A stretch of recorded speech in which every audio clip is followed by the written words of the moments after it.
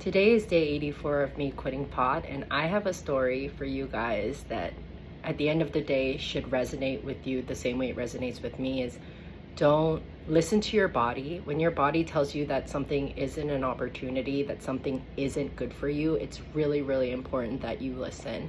And if I can be an example of this, I'll show you through my story what happened to me. So I applied to a supermarket position because I'm a little bit at my wit's end about not having a job.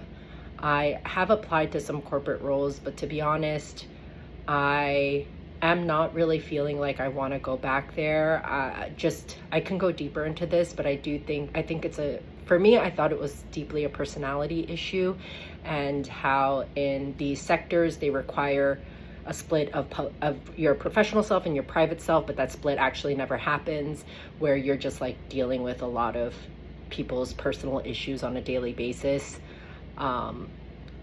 where they project things onto you. Whatever. I'm coming from the fact that the last role I was bullied in by someone who was supposed to be my executive assistant, but that's neither here nor there. I had this interview for a supermarket role, and I'll begin with, I did a lot of things wrong, and first impressions are really important. So I'll give that person the benefit of the doubt. I'll also give the interviewer a benefit of the doubt in the sense that they are allowed to be cold, because everyone has different demeanors and the way they present themselves, okay?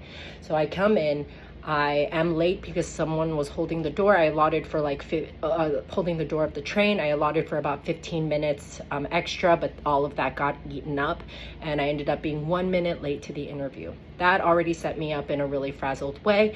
I asked someone where the hiring office was, and they were just like, go in through that door. So instead of like reading any signs, I just like went in through a door, and I asked for Joe. This person's name is Jonathan. So that sets the tone. I was like, hi, I'm here for an interview with Joe. And I thought I was saying John, to be honest, but I was so frazzled, but that's neither here nor there. I was wrong. He was confused. He didn't like it. He goes, I'm not Joe, I'm Jonathan. You should check your email. And I'm like, I'm sorry, what's going on? And he's like, I'm Jonathan, go outside and sign in. And I'm like, oh, and come back in. I'm like, okay, sorry. And he's like, go outside, sign in, come back in. I'm like, he's talking so fast. So I go outside, I take a breath, I sign in, and I come back in. He's rude. That John, I was like, oh, I'm sorry, John. And then he's like, it's Jonathan.